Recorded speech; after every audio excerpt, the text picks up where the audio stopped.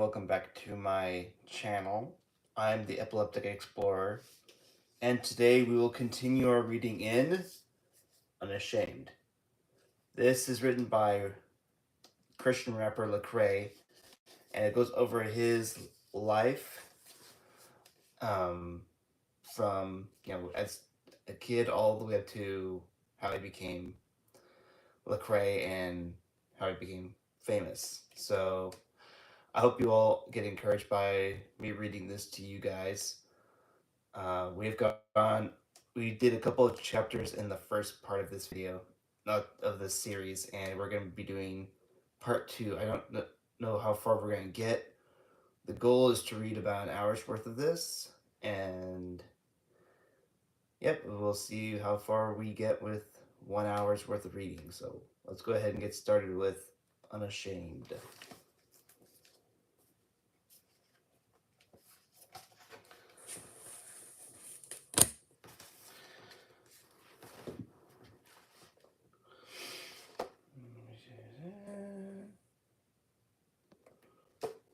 Okay.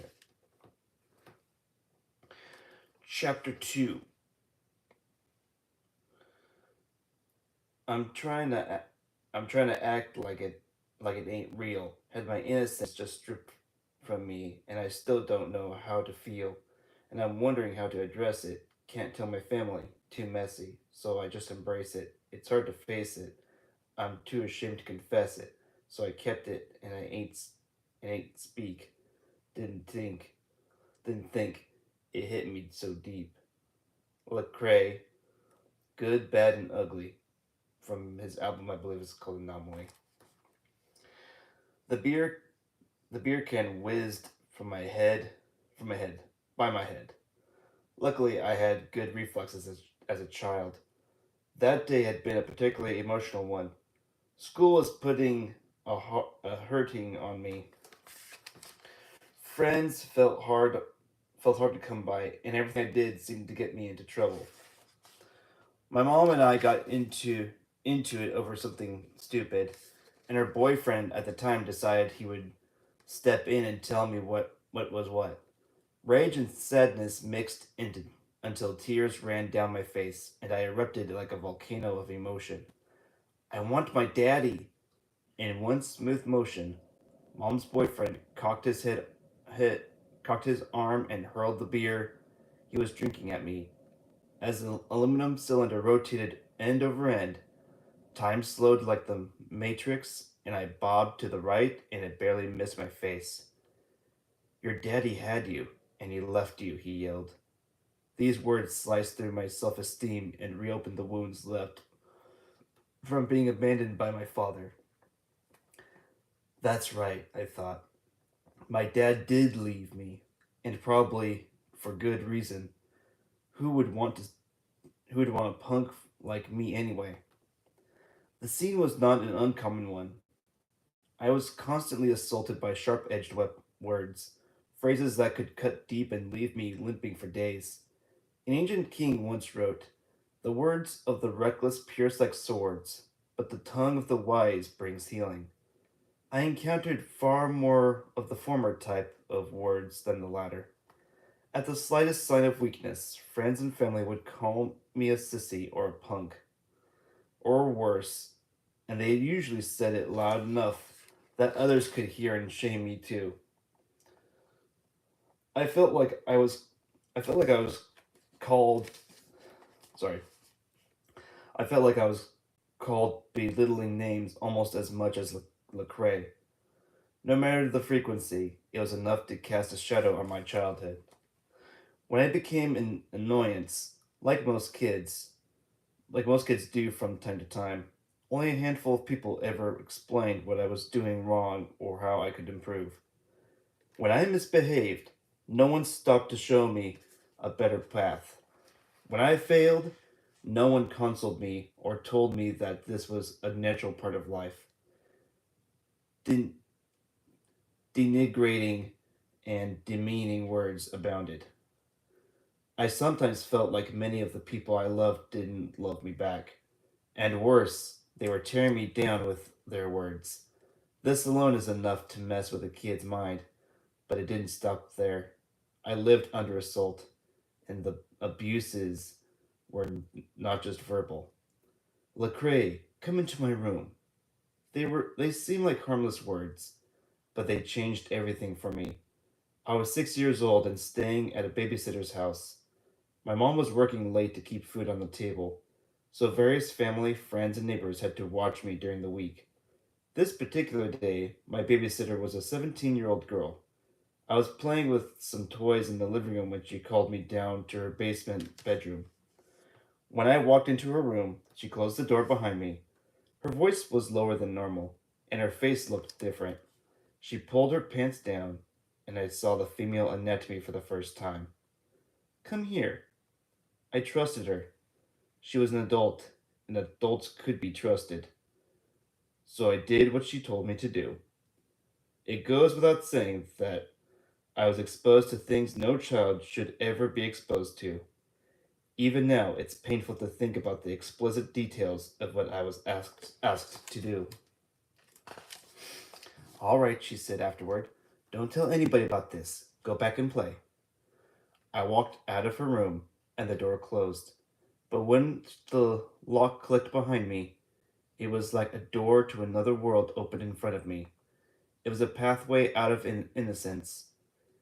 It was as if I had eaten from the forbidden fruit tree and received all sorts of knowledge. I knew that what I had just experienced shouldn't have happened, that something wasn't right about the whole thing. It happened a few more times, and I started to think that something was really wrong with the whole experience. An alarm was going off inside of me, so I tried to tell my mom what happened, even though I wasn't able to fully articulate it. She said she would deal with it. Years later, when I was writing a song with a verse about it, I asked my mother how she had dealt with it. She didn't remember what she said to my babysitter, but the sitter denied anything happened. Whatever she said, it worked. The situation changed. The abuse stopped, and it was never brought up again. There was less knowledge about these matters back then.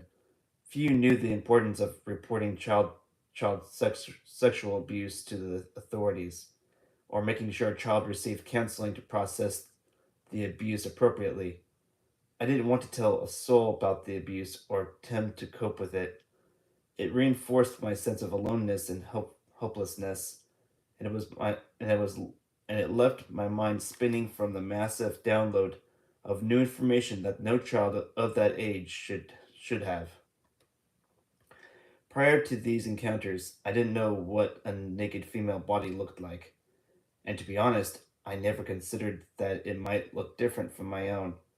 And most impactful was that I didn't know.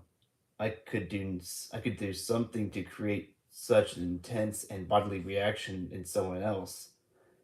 As a child who wanted to feel loved, to please others, to be good at something, this felt good. My brain was rewired, and I now believed that I was supposed to physically pleasure girls.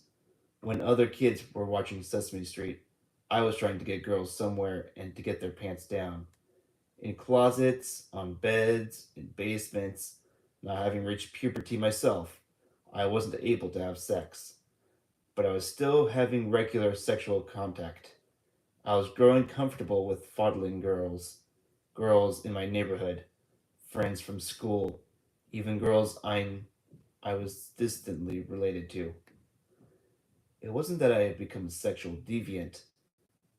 I was just mimicking what I had been exposed to. When I was 8, I was running a race at a school field day.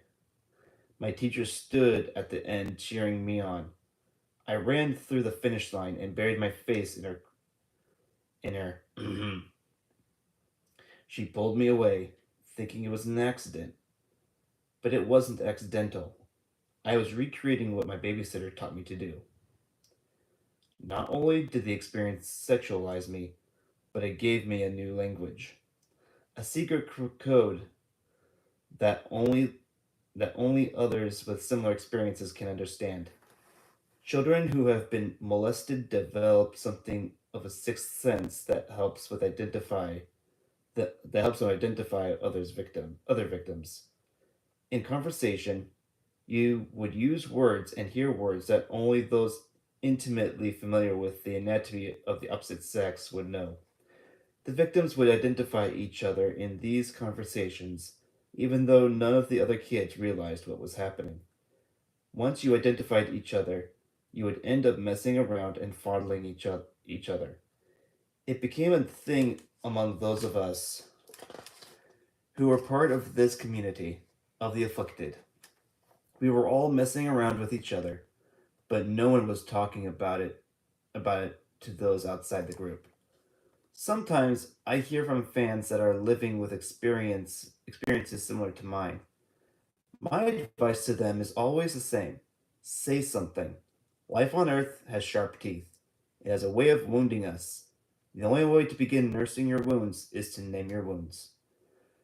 There are few guarantees in life, but you can count on this. If you ignore your wounds, they will not go away. They will get worse and grow infected. And when an infected wound is ignored, the infection can spread to other parts of your body, to other parts of your life. There's no shame in speaking about the traumas of life. It's just admitting that you're like everyone else. What happens to you doesn't define you, but it can kill you if you ignore it. Of course, acknowledging your wounds is not the solution. It is only the first step in it.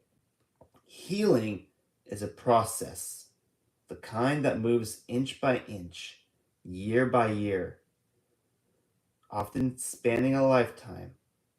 I'm still uncovering new layers of injury that need renewal and repair.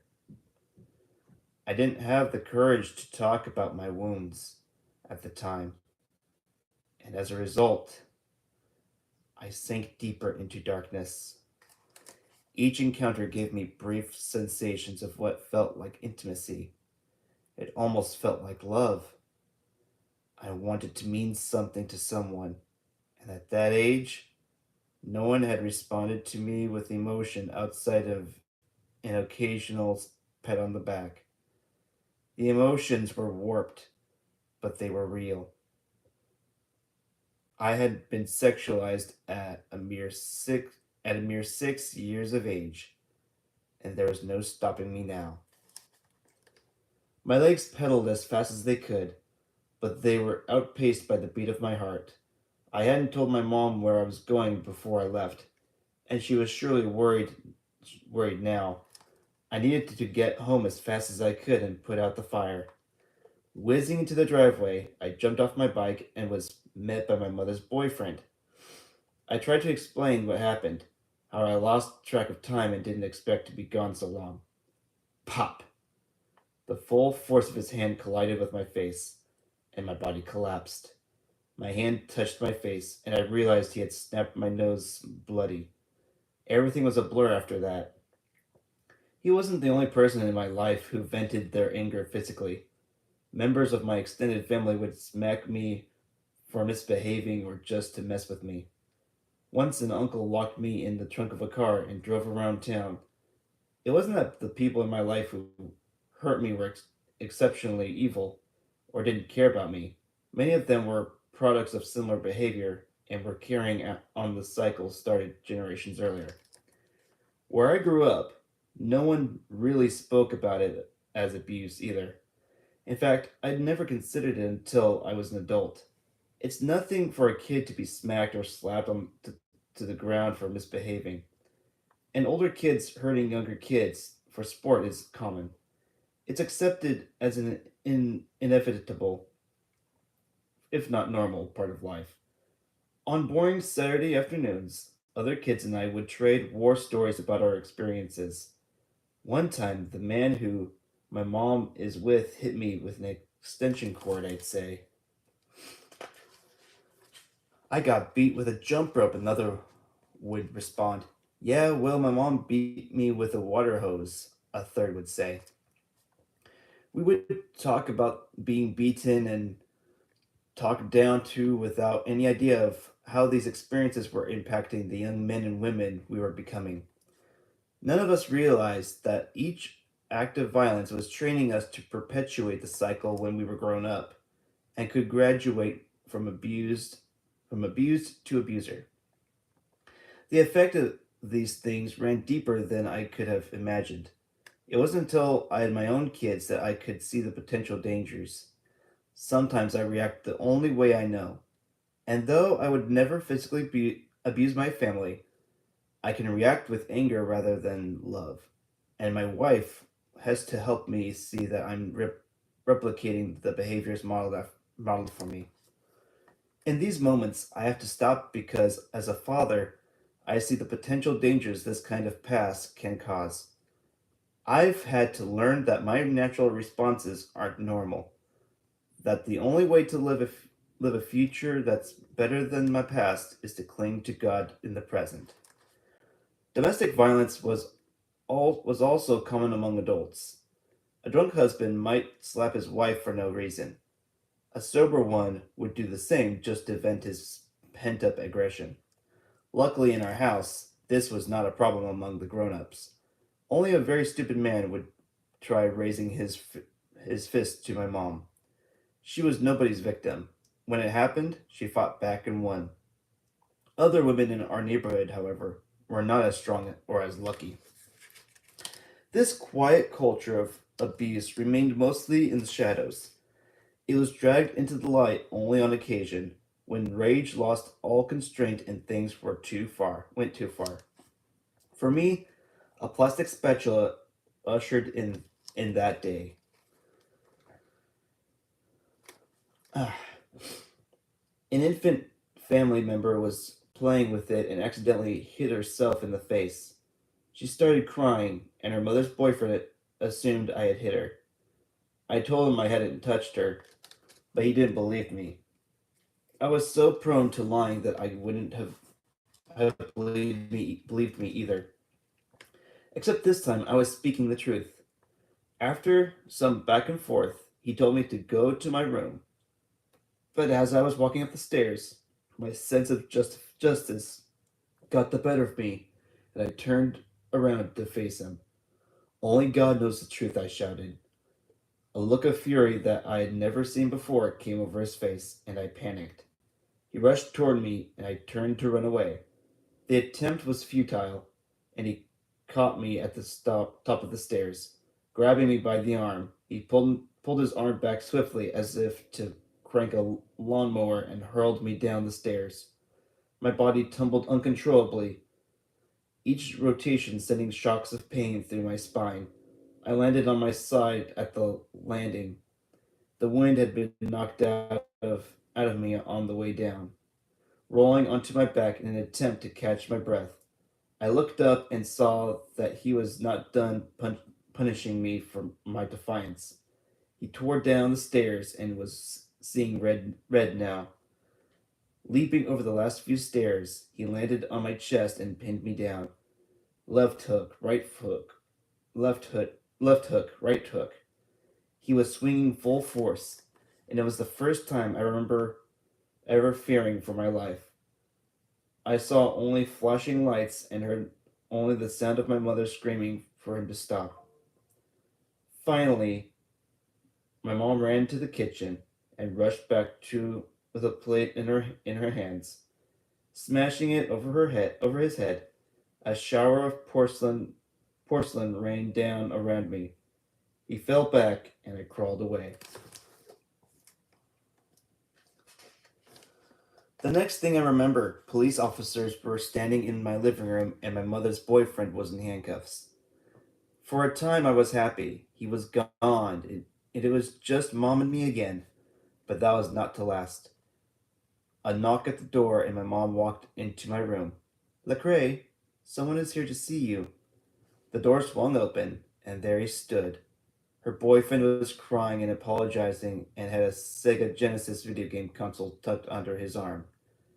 I looked at my mother, and it was clear she wanted me to take him back. I didn't blame her. She wanted companionship and couldn't afford to keep the house up without help. I did not want I did not want him back, but I wanted her to be happy, and I wanted the video games. Life at home was different after he returned. I had zero interaction with him. We didn't speak, and we didn't fight. We became just two people living under the same roof. He knew better than to mess with me, and I knew better than to mess with him. The pent-up frustration and anguish began to build and boil. My mind started filling with rage and apathy. As the anger I'd stuffed away bubbled up, I started trying to become a fighter. I picked fights for every reason and no reason at all. I grew intrigued with gang culture, idolizing the way they provide community and toughened up their members. I began running away from home a lot, which revealed the hopelessness of it all. Each time I ran away, it wasn't long before I realized I had no place to go. Where do you run when you have nowhere to go?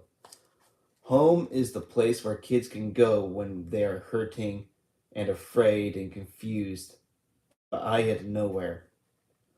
Sometimes I hear people talk about growing up in a gated community with a mom who cut the crust off their sandwiches and a dad who coached Little League, and I don't know how to relate.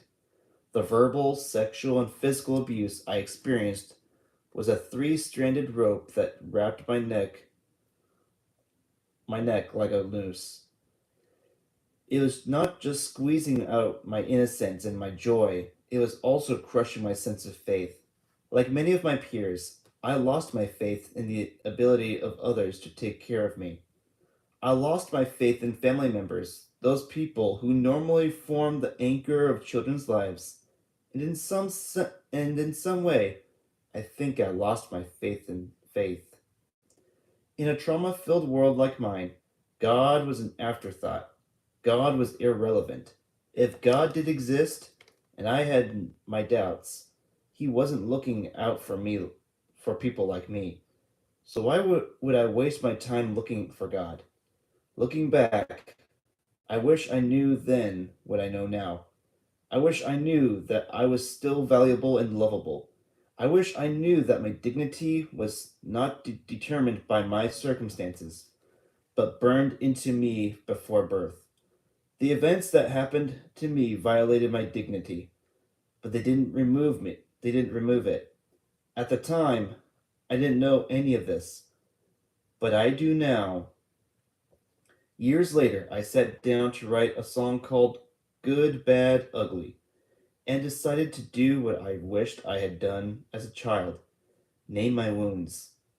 I talked about the abuse and the pain and the confusion and the fear I experienced, but then I transitioned to something even more important. Then the wounds I, ta- I talked about the potential for those wounds to be healed. And only God can help me get free. But I have been forgiven, my Savior risen. I'm out I'm out the prison. I know that. I got the power to say no to all of my struggles. God will control that. Every time we slip and fall, gotta get back up and fight on. We are not defined by our past. The future look bright. I see the light on. Fans often write me to share their emotional reactions to this song and the hope I share at the end. They didn't know they could shed their shame. They didn't know they could get rid of their guilt. I make a point to show off my scars because I want others to know that they aren't alone. Talking about wounds is important, but talking about our healed wounds is just as important. Because scars are the evidence that wounds can heal, that wounds don't last forever, that healing is possible.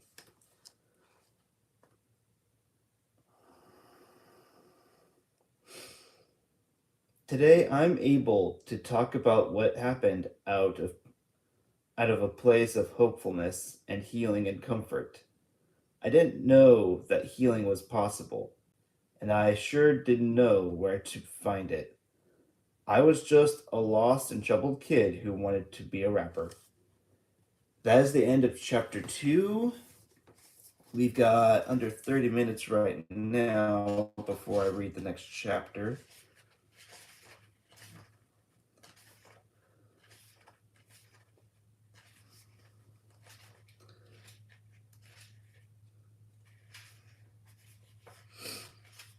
Let me see what the next chapter's at.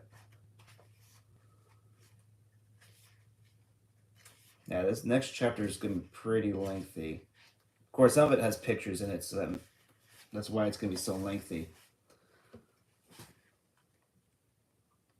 Yeah. Let me read this. Let me look at this really quickly. All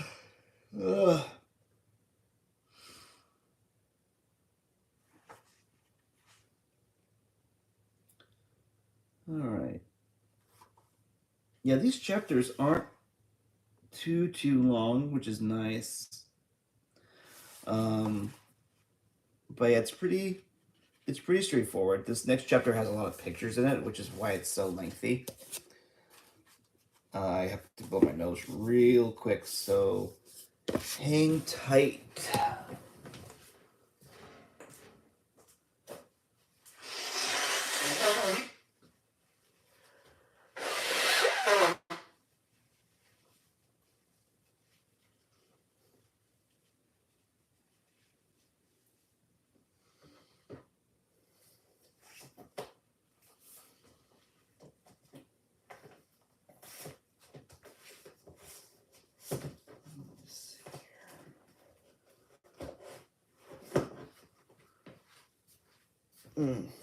Oh, okay. Alrighty. Let me just take a look really fast here. Nothing new? Alright, no worries. I hope you all are enjoying this book. I know this chapter we just read can be very sensitive, especially to those that have been abused physically, mentally, sexually.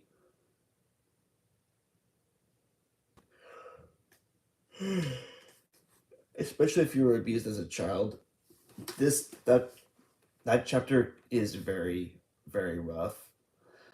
But I'm glad he mentioned it in the book, because people here there's people here that are available, that they're available to talk to. And if you're going over some kind of abuse, talk with a friend, talk with someone that you can trust. My wife does her best to reach out to people who contemplate on a lot of the mental stuff. But if you're interested in talking about the abuse that you go through, I'm not much of an expert on it. Did you wall on my phone?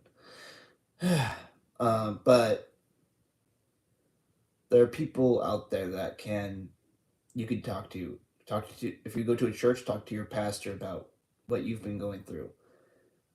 If you have a close friend or relative that you can trust, go to them and talk with them too. Because abuse should not be something that's held. Because if you hold that abuse, if you hold that inside of you, it's not going to do nothing but build. It's going to build up bigger and bigger, and it's going to make you feel worse on the inside. And when that happens, it could harm not just you as a person, but you could physically harm the person that you know or care about, worse than what you would deal with on yourself. So no, don't ever hold it back. If this is a recent thing that happened to you, I would say talk to someone about it right now. I have to go check my phone really quick. Ugh.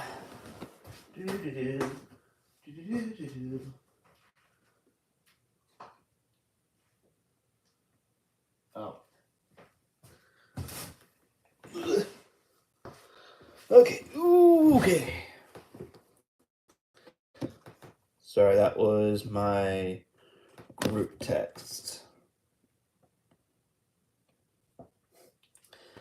Alrighty. Oh, and by the way, Merry Christmas. For those of you that are joining us this morning, they're probably going to see this video later, either later tomorrow, probably tomorrow when I post this. But I hope book has been helpful for you guys. I know that, like I said, abuse is not an easy thing to go over. But I hope you guys are enjoying this book, that you guys got something out of the last chapter. We'll go ahead and read chapter 4 right now, and then we'll see what happens after that.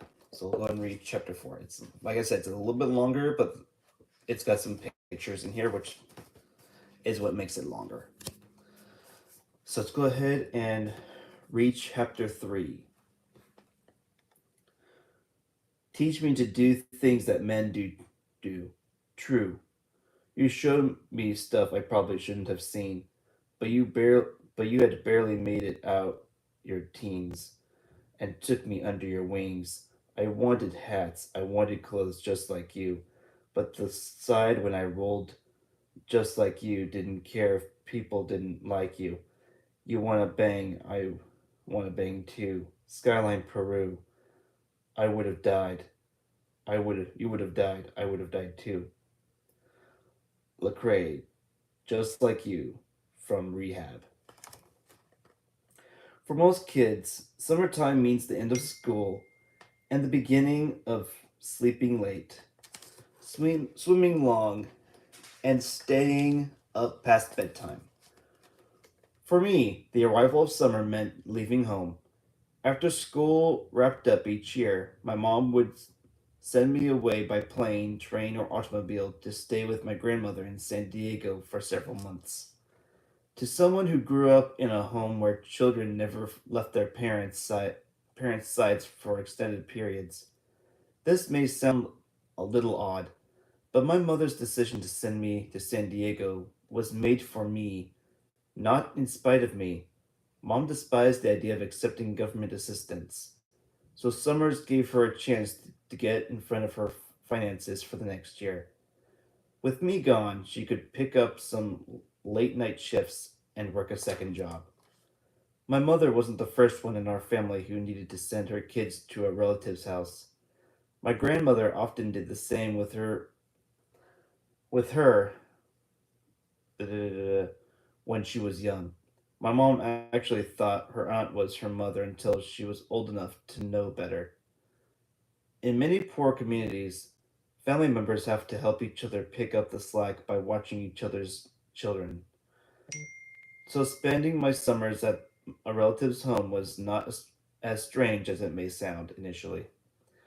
My grandmother's real name is Georgia, but everyone called her Big Mama. She is a tough and resilient woman. As one of the 16 children in a poor East Texas community, she learned in childhood so to literally fight for a seat at the table. Some of the men in Big Mama's life didn't treat her well, but she persevered, eventually taking responsibility for raising 12 children. A devout Christian, Big Mama is one who first introduced me to faith and religion. Big Mama's parents, Bishop Bryant and Mamie, had a radical transformation in the Holiness Church of God in Christ. So they were not just regular Christians. They were on fire Pentecostal tongue speaking Holy Ghost baptized kind of Christians. Bishop Bryant and Mamie had strict moralistic rules for their 16 children and expected them to be in church whenever the doors were open. By the time I was born, Big Mama was carrying on the spiritual legacy of her parents. She is generous to a fault, and when she meets someone in need, she makes it her personal mission to help. She would often take me down to the food bank or a shelter where we stocked up on essential items to distribute to the community. Her garage and the shed in her backyard were always brimming with clothes, bread, baby formula,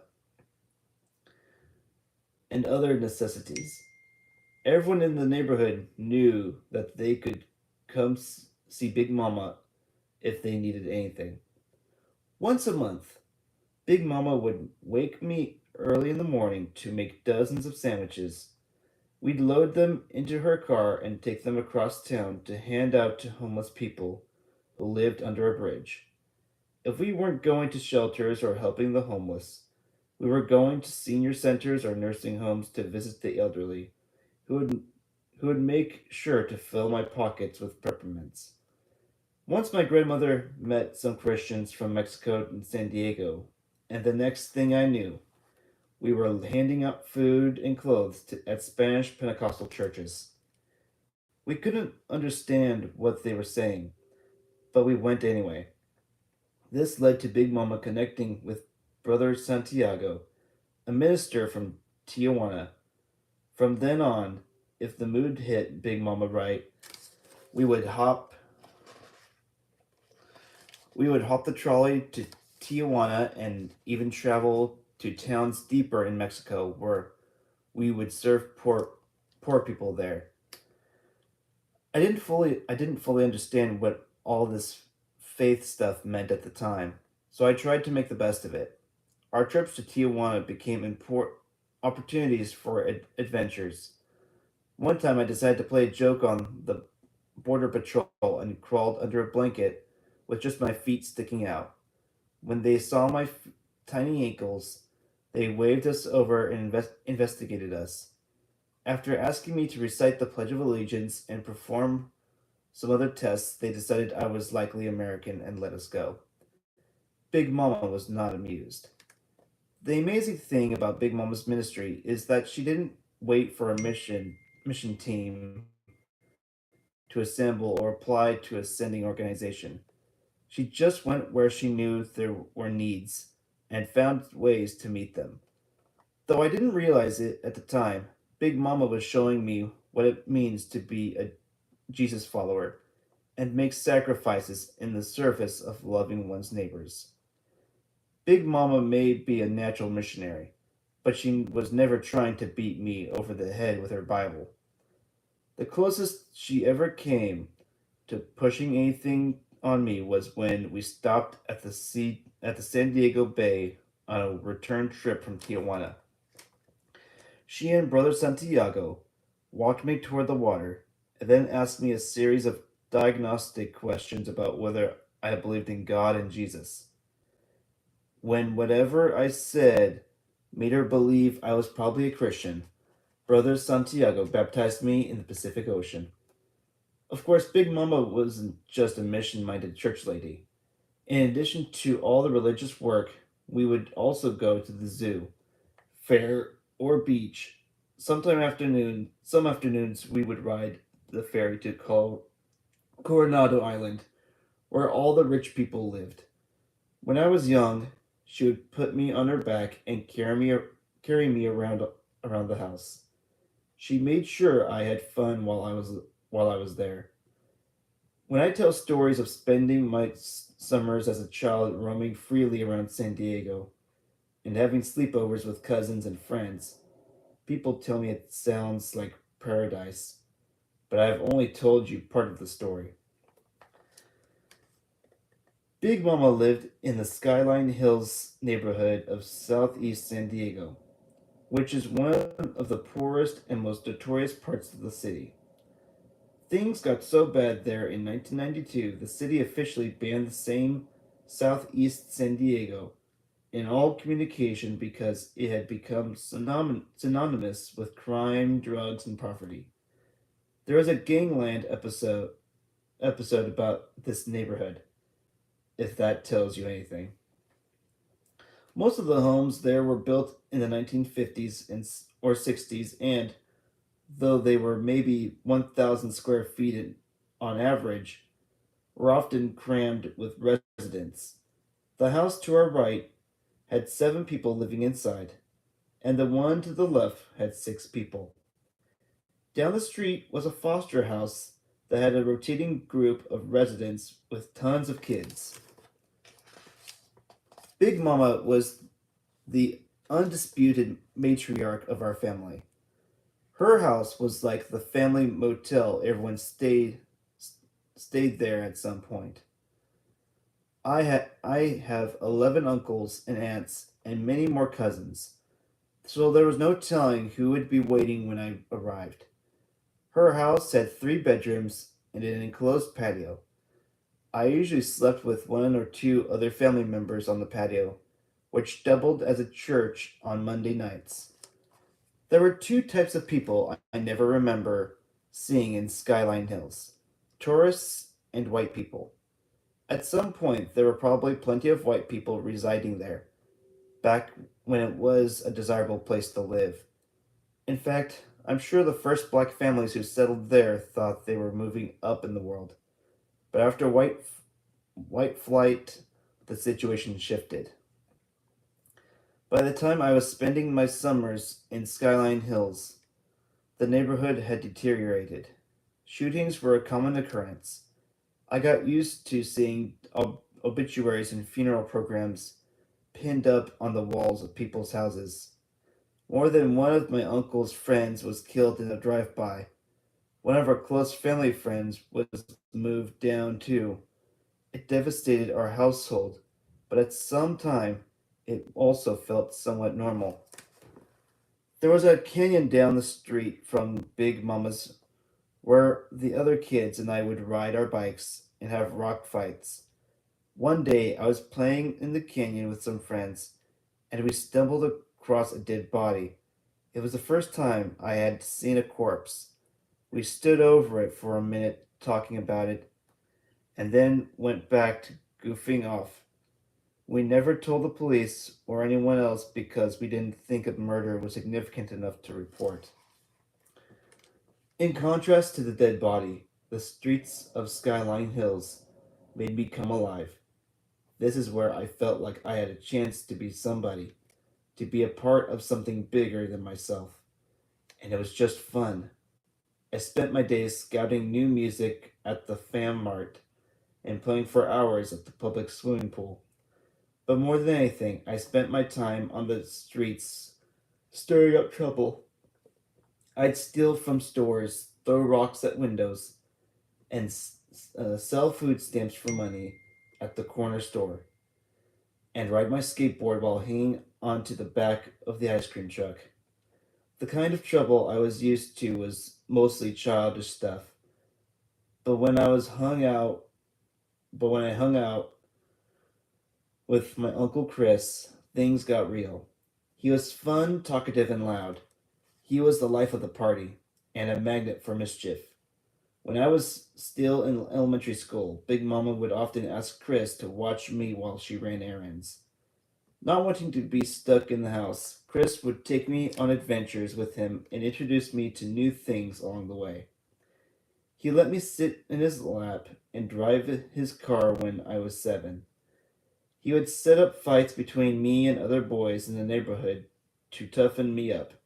When Chris would go hang out with his girlfriend, he would try to get me to hook up with her little sister.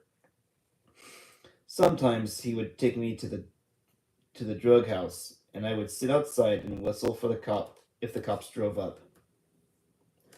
Uncle Chris even showed me a gun for the first time when I was only 11 years old.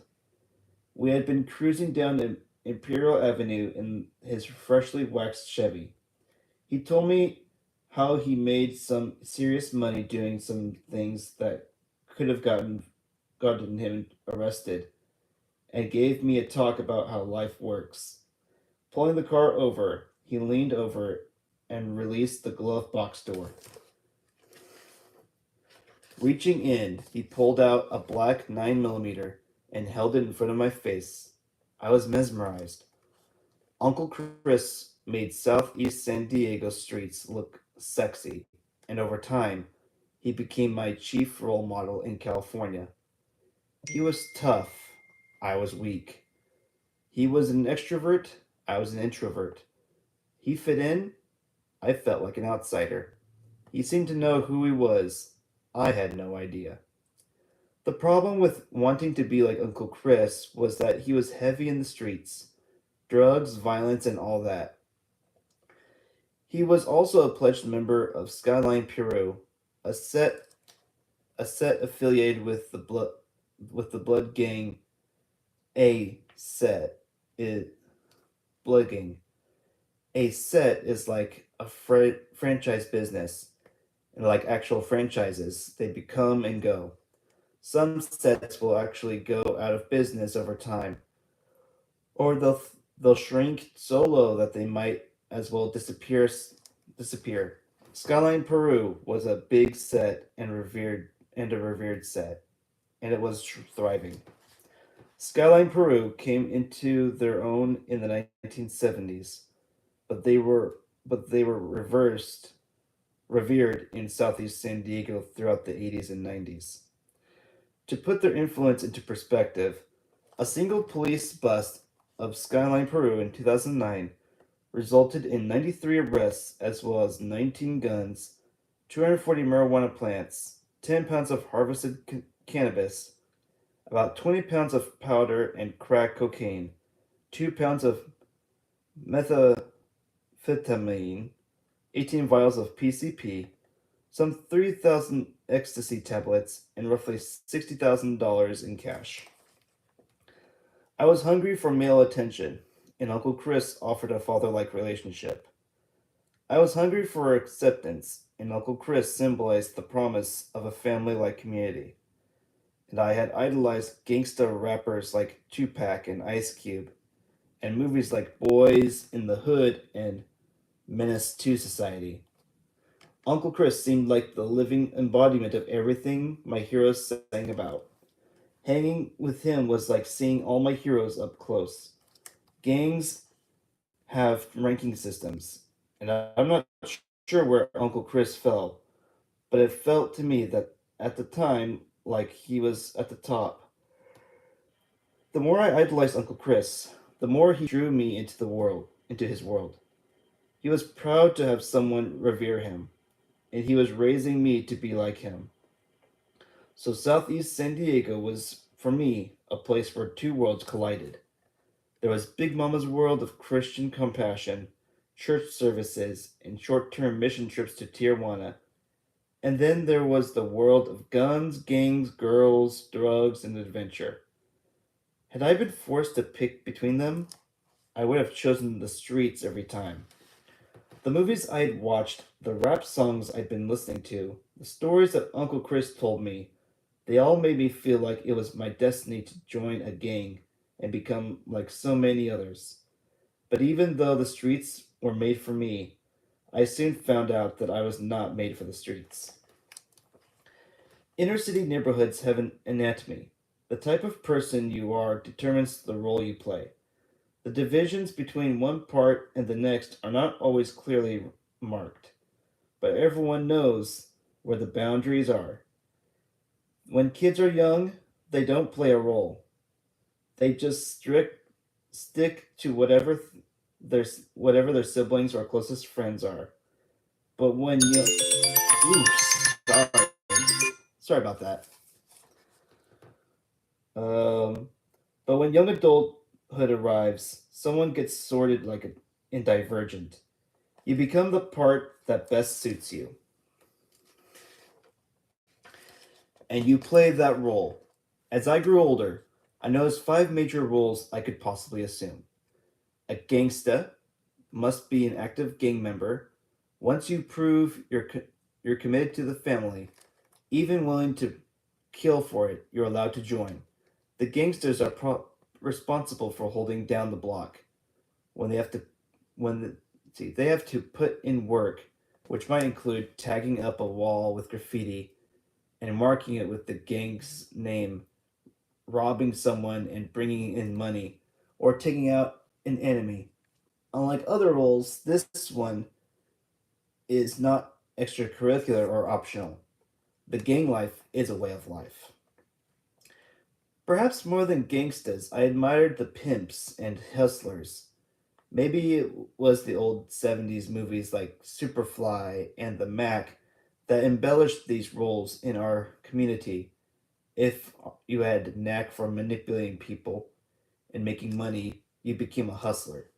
And if a hustler was especially skilled at controlling women, he became a pimp.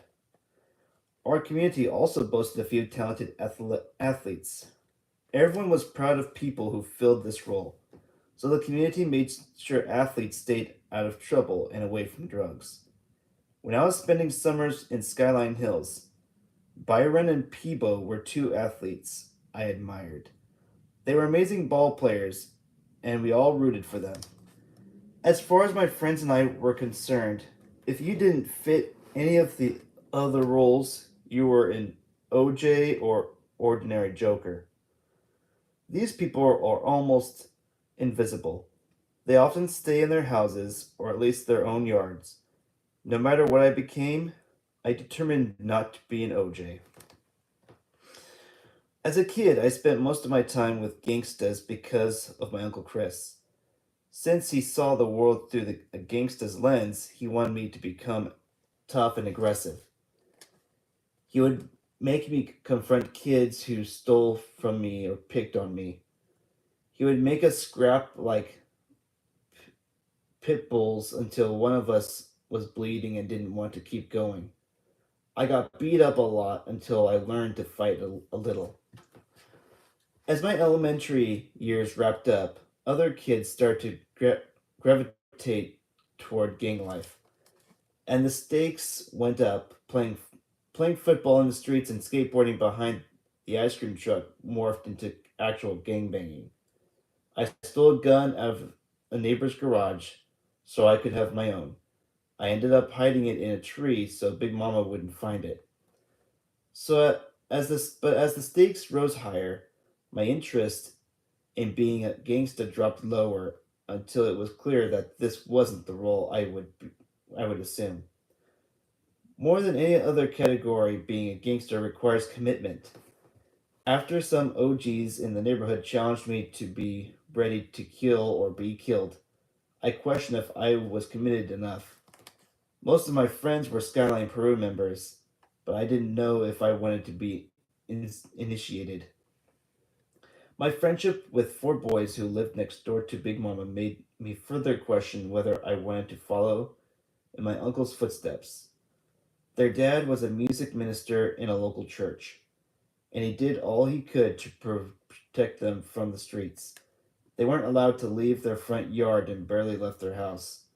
Typical OJs, other kids in the neighborhood made fun of them, not just because they were sheltered church boys, but also because they were talented musicians and songwriters. Their dad was training them to play instruments, and even though their musical skills would be impressive to many, no one else in the neighborhood gave them any respect.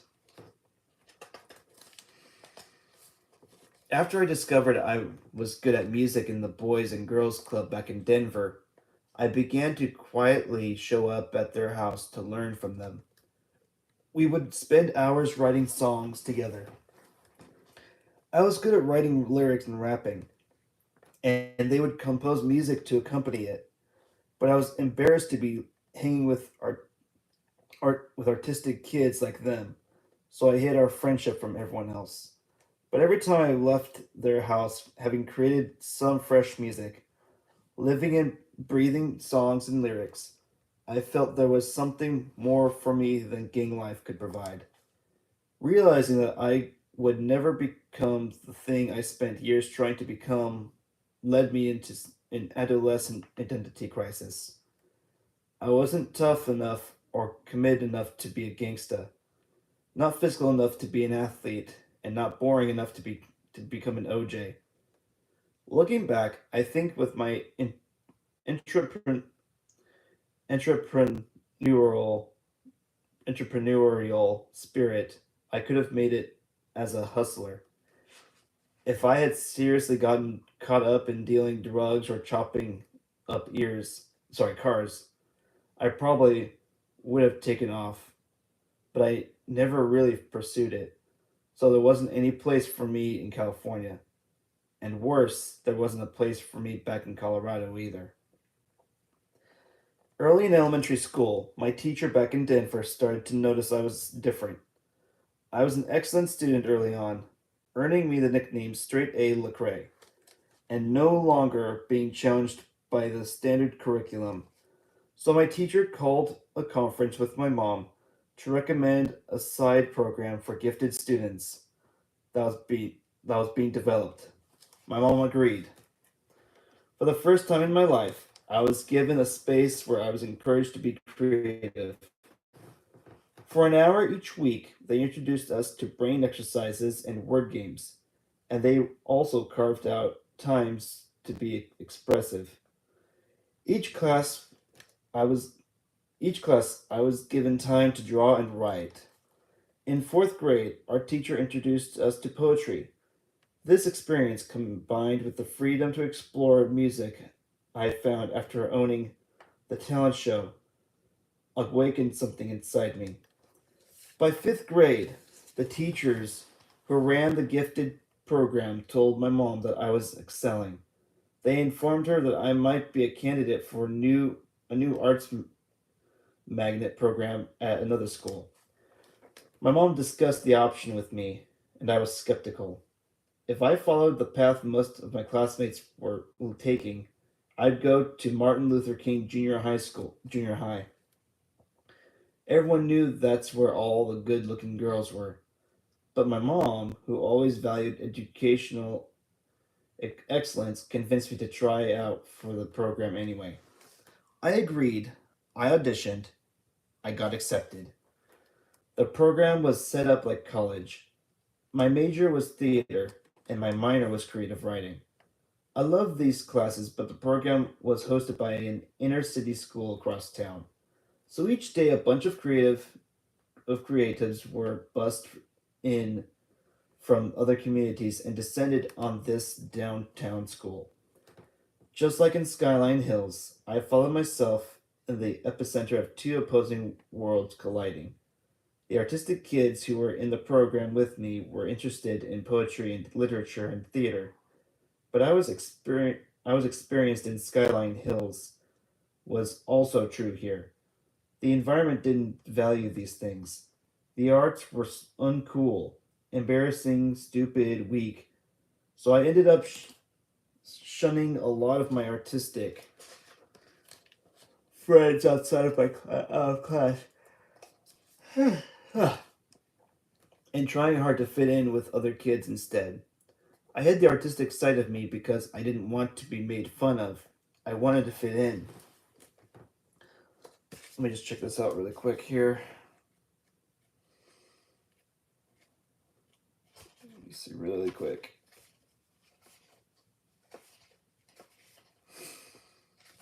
Okay, just wanted to check something out really quick. Oh, oh excuse me. Mm. Sorry, we're gonna continue reading. I just had to stretch there for a moment. Okay.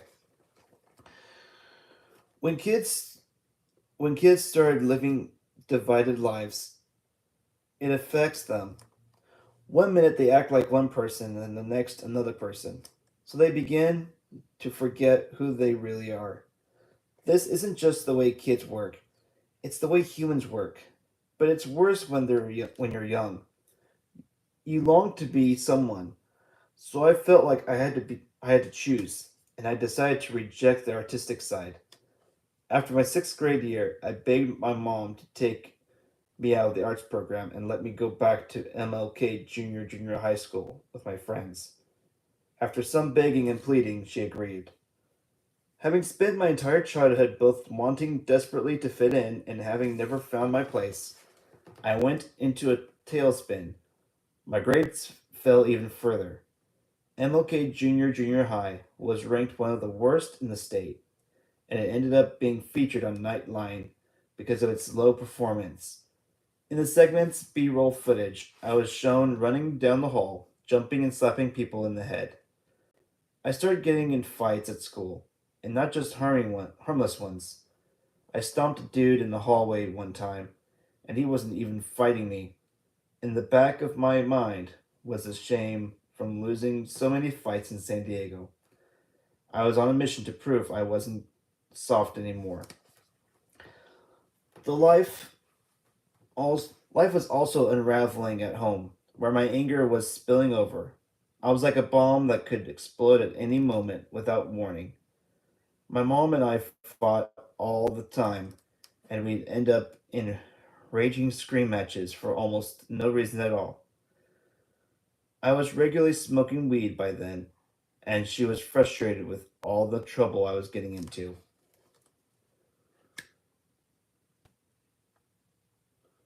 One Saturday afternoon, I was walking through the neighborhood with a bunch of friends. One of my buddies pulled out a BB gun that he brought from home. I could have I couldn't believe how realistic it looked. The metal was cold like a real gun. Smelled like a real gun. It was even heavy like a real gun. It reminded me of Uncle Chris's gun. I asked my friend to let me hold it. My fingers gripped the handle and tightened, releasing power and adrenaline into my veins. Now I was the one with the gun. I was like Uncle Chris. I joked about holding everyone up to see if they would fall for it. My friends laughed, but I was serious. Oncoming traffic flew by us, and the impulse was too much. My heart beat faster. I charged into the road, pointing the black pistol at a car heading toward me. The woman inside the car locked eyes with me. My heart was pounding, but I didn't show any anxiety. My face was solid and serious, like a kid who was just stupid enough to pull a trigger and murder a stranger. Panic flashed across my face, and she slammed on her brakes. Smoke and screeches poured from her car until it stopped a matter of feet in front of me. The whole block smelled like charred rubber, but I could see the terror in her face as she froze, paralyzed from fear. I had all the power. Tears streamed down her cheeks, and her hands shook as she inched the car backward. She thought she was going to die, which is exactly the way I wanted her to feel. Once she was gone, I doubled over laughing. My friends couldn't believe my friends couldn't believe what had just happened. It was as if I had won the prank of the year. Nobody had the guts to do what I had just done. I had earned respect. More than their admiration, I loved the sense of power it gave me. So much of my life was spent being the victim, but in that moment, I was in control. Nobody could bring me down. Within a few minutes, an unmarked police car swooped in on us. They threw us on the ground, knees in our backs, and cuffed us. After detaining us, questioning us, and realizing the gun wasn't real and that we were minors, they drove us home. My mom was mad, but she wasn't surprised. It was nothing for a cop to knock on our door at night, having picked me up for vandalism or just trespassing, or even waving a BB gun on at oncoming traffic. Let's see here. Ugh. We're gonna get through these pictures first. This is the moment we're gonna get through some pictures, and then we'll continue reading. Uh, the first two pictures here, the one on top is his first picture as at Harris County Hospital in Houston. Fresh out of the womb, he was already sleeping with one eye open. On the bottom picture is his third birthday with his cousin Julius in Denver. They were like brothers, and but he was cuter though. So let me show that to you guys really quick.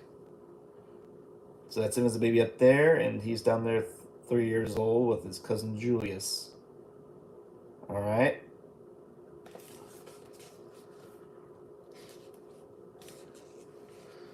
It says here, as in the next two pictures, it's him opening up a gift and another one with his mom. The top one reads, "As we moved from city to city, I never seemed to find my niche." The bottom one says, "My mom, who goes by the nickname Tut, and me in my church clothes." So that's them. That's them right there. All right. Next two pictures. The top one says, "Sometimes Bugs Bunny would win. Other mornings, Nas came out victorious. But over time, it wasn't a contest.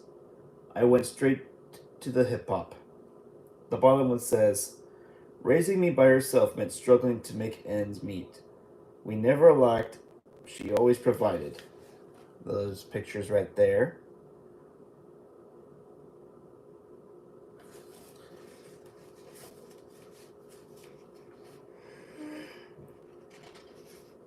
All right, next two pictures. As a 4-year-old at San Diego Bay, Big Mama baptized me in the ocean there. Bottom one says, "My uncle thought it was a good idea to let his 2-year-old cousin hold his can of old English beer."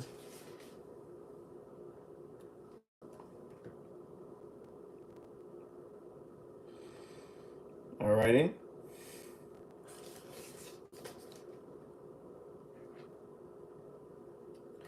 Trying to get to the next page here. Hang on 1 second.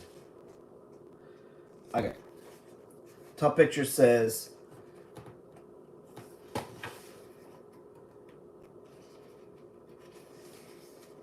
top picture says, "In the swirling pain of abandonment and insignificance, I searched for someone, anyone I could look up to.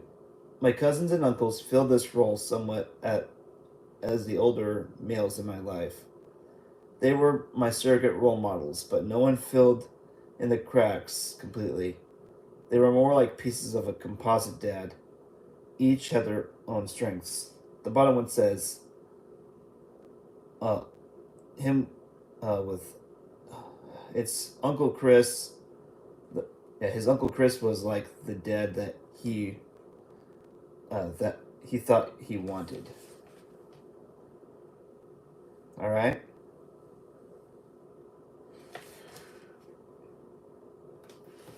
Just grab another page. Come on. Sorry, I'm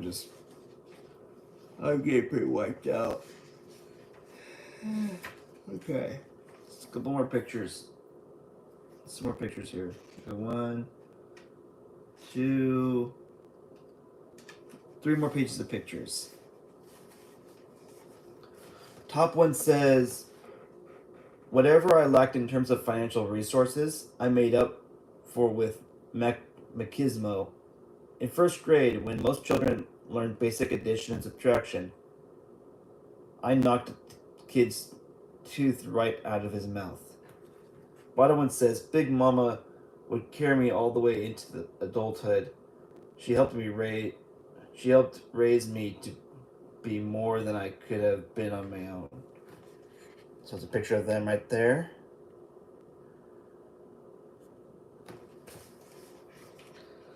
Alrighty. Top one says,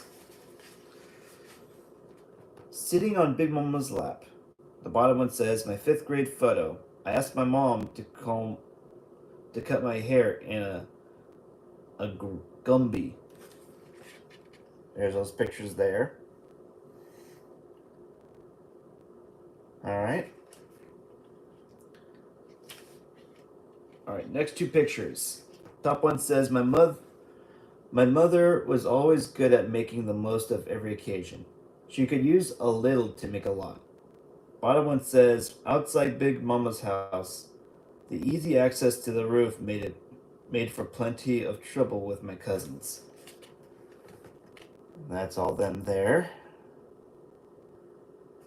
Alrighty, and last two pictures here before we continue. After my graduation from high school, to this day, my Aunt Shirley is a huge supporter. Bottom one says, college allows you to make better decisions, better friends, and a better future.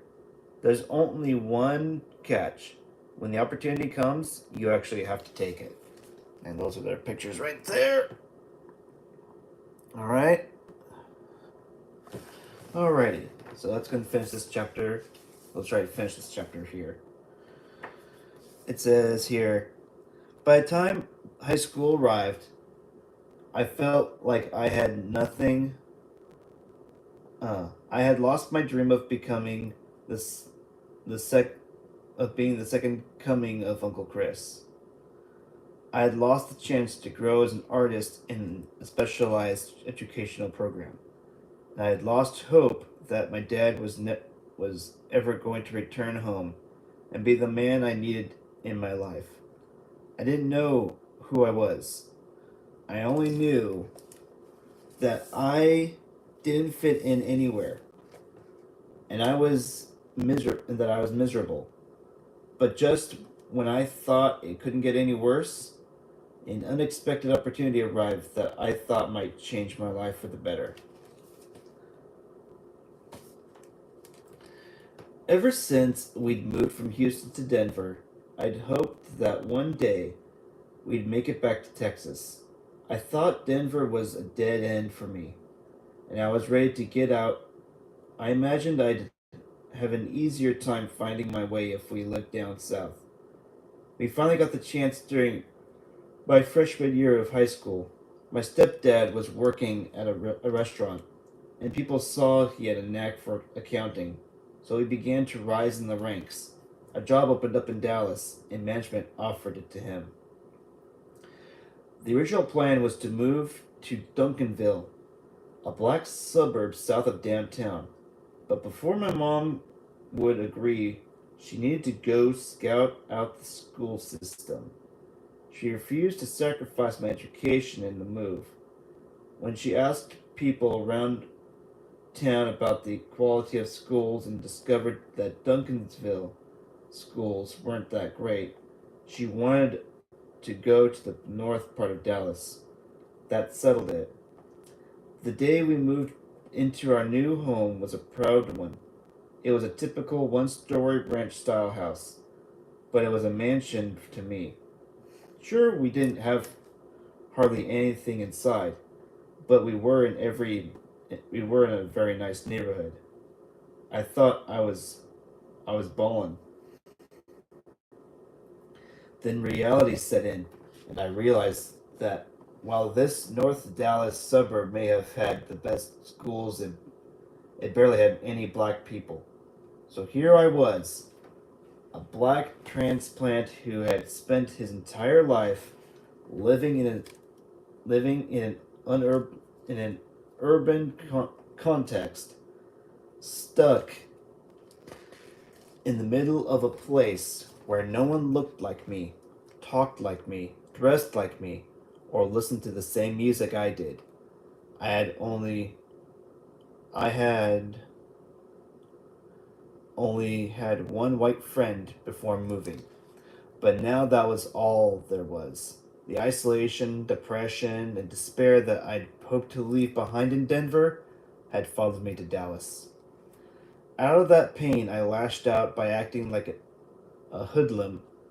I finally found another black transplant who lived a 15-minute walk from my house, and we became as thick as thieves. We looked for trouble everywhere we went, always trying to channel the hood life in the middle of this land of strip malls and chain restaurants. I went back to braids and the red clothes typical among blood gangs.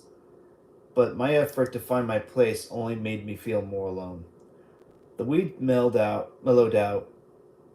me out a little, but the high was always temporary. I was stealing from stores, but I always ended up with something less than I really needed. So I started drinking more heavily, trying to flush the loneliness away, or at least drown it out. But this didn't help at all. Each night of heavy drinking was followed by a day racked with a headache, and all the same emotions I'd experienced picked I'd picked up the liquor bottle the day before. When subs when substances failed to help, I tried to invest time in new activities, thinking that a change of pace would solve my problems. A cough suggested I join a sports team, but basketball proved to be a poor substitute for what I really needed. I still didn't know who I was, and even had people call me Devon, my middle name, in an attempt to give myself a new identity. People had always made fun of my name anyway, calling me LECREA or LeCrusty, or joking that I ate my dinner LECREA. I figured if LECREA couldn't find a place to fit in, maybe Devon would have more luck. Women were the next type of object I used to cope. Maybe I could find acceptance in someone's arms or between someone's sheets, I thought. So I started dating heavily, trying to find my identity in the context of relationships.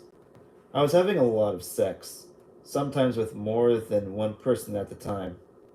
Women were only as good to me as the pleasure they could offer. I started running through them left and right.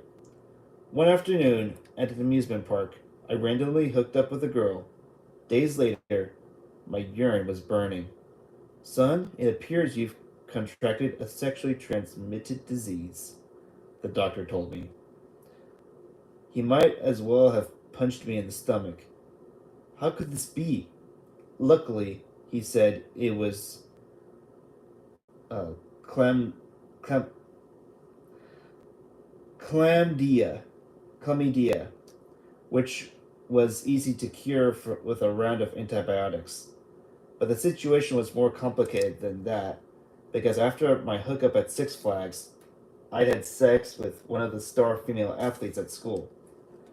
She called me because she had also gone to visit the doctor, and when he explained that her stomach pain was from an STD, she knew I had given it to her.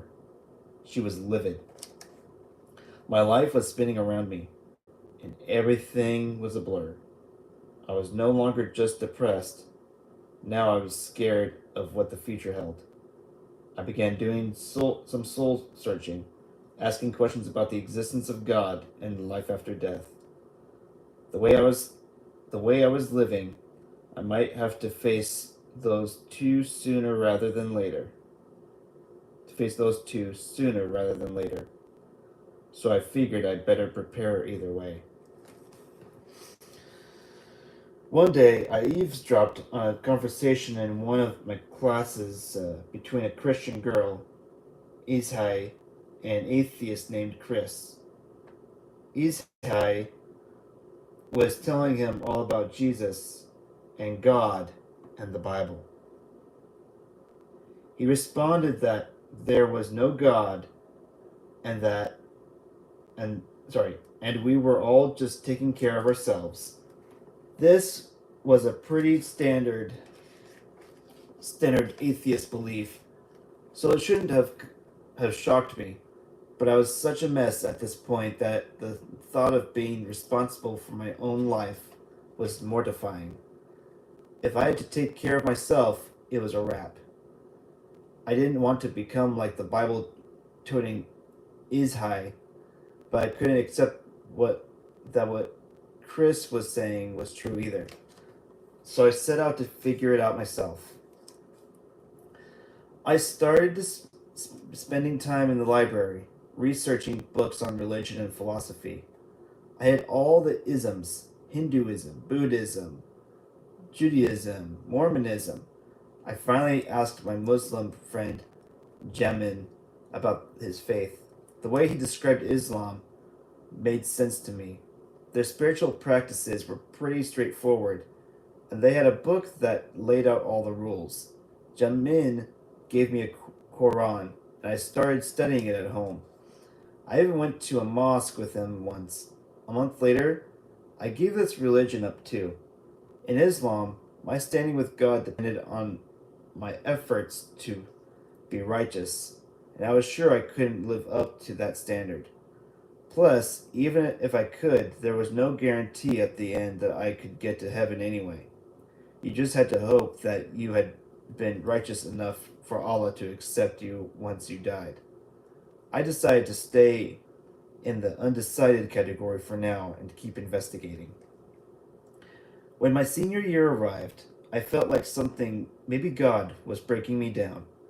I wrote poetry and music to express myself, and the words started changing. They were richer, more personal now, no longer just rap, cliches, and empty rhymes. They became tools to help me wrestle with who I was and why I was on Earth. My worldview began to crack and my thinking deepened. Sports, sex, substances, and soul searching had all failed to bring me the fulfillment I wanted. I had searched for answers to life's most important questions, but they always seemed just beyond my reach. The same sense of aloneness, the same sense of aloneness I felt as a child from being abandoned by my dad was still there, half a layer below the surface. The restlessness inside me made me feel like I was going to explode. And then one night, I did. I had been regularly running away from home, and my mom was at the end of her rope. Just after sunset, she said something that struck a nerve. I screamed in pure Tupac fashion. It's me against the world. I hate this life. I'm out. I told her that I had always wanted to go to a downtown school, that my terrible grades were her fault because she brought me here to begin with. You're acting like you're you're acting just like your daddy, she finally shouted, and that's why I left him. Her words were like a brick thrown through a fragile window. All of the hurt of my childhood and adolescence, the rejection, the confusion, the rage, rose to the surface. Tears filled my eyes, angry tears, walking into the bathroom. I flung my neck forward and headbutted the mirror. Glass rained down. I picked up a shard and climbed on the roof. Holding the glass at my wrist, I screamed that I hated my life and wanted to kill myself. I shouted my pain into the sky for anyone who wanted to listen. My parents, the neighbors, even God if he existed. This was not some cliche, empty threat made by a teenager who wanted some attention. I might have tried to kill myself before now, but I thought that was the weak way out. That constraint was now gone. I thought, if this is weak, I'm going to be weak today. I've punched holes in the doors and I've punched people's faces. What else can I do to get rid of my frustration? I felt like my every breath I took was a waste, and I didn't want to take any more. I was one move away from bleeding out on the rooftop of my house, but with the glass pressed against my wrist, something held me back. Hope. It was faint, but it was there. I had hoped that someone someday would come to would come save me from all this. I don't know where the hope had come from, but it had been there all my life. Deep down, I held this belief that someone, maybe my dad, I don't know, would show up and rescue me if I could just hold on.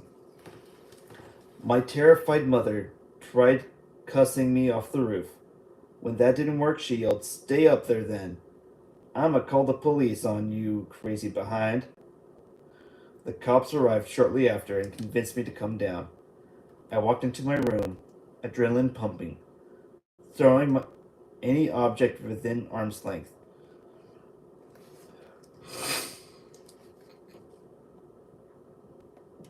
Flinging myself on the bed, I grew quiet and my mom entered. She was calm now and holding a black leather book. Nothing.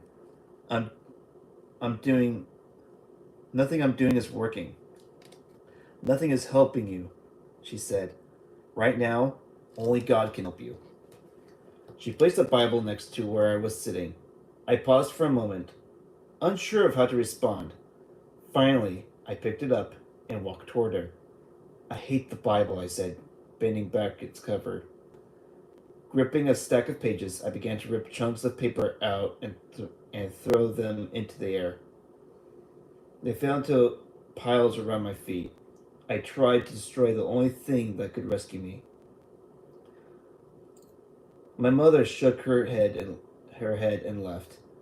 There I was, standing alone, staring at the tattered paper and shattered glass that was scattered across the house. It was more than a mess. It was a metaphor for my fragmented life. My mom was right. Only God could help me now. But I didn't realize it at the time because I was still blaming others for my problems and still telling myself that I could solve them. I could solve them all if I just worked hard enough. If you don't know you're lost, you can't be led. And if you can't be honest, you can't be healed. Before I could be rescued, I needed to realize that I was stranded. That is the end of chapter 3 in this book. And we'll go ahead and, yeah, we're almost at 90 minutes on this thing. I hope you all are enjoying this book here. I know I am, and I know a lot of you are. And this book, excuse me, this book has definitely an eye opener, and definitely a realization that it's not just people out there that need it. Like, it's not just people who come out there and say that, yes, they're Christians, but even Christians, people who know God, you don't want to assume that they are Christians if they know God. In order to know God, like, you have to be that person that understands that.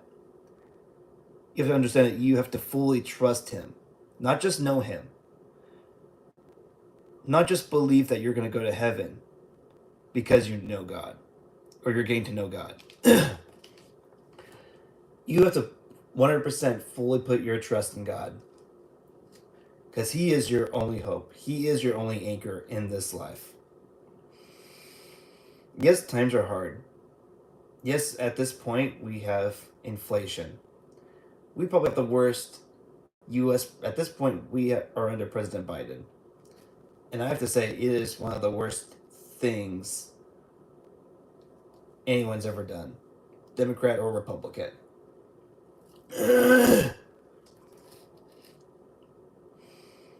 But I will say this. If you don't open up and being honest with yourself that whatever you've been doing, whatever you've tried to do, has failed. And it probably will never succeed. The only person you can count on in this day and age right now, it's not the government. It's not your money. And yes, you can't even depend on yourself. It is God, and only God can get you through this. Because He can do all things for you. Especially if you go on your knees and pray and ask Him to help. I hope one day you'll one day bow your head and bend your knee and accept Him as your personal Lord and Savior. I'm not going to be doing that today, but if you want to have that full trust in Him, go to your pastor, go to your Sunday school teacher, message them, or if you want to message me through here and you want to accept Christ in your heart, just let me know. and I'll gladly help you out in that regards. I just pray that one day, whoever's watching this video will come to know that there is a hope, and his name is Jesus Christ. I hope you all enjoyed this video. We will be reading more of LECREA in the coming weeks, and this is my first reading in our new home. We recently moved about a little over a week ago. So I'm excited that I'm back, that we're back to reading, that we're back to doing YouTube videos. And I hope you all enjoyed this book. I'm the Epileptic Explorer, and I hope you all have a fantastic morning, Christmas morning.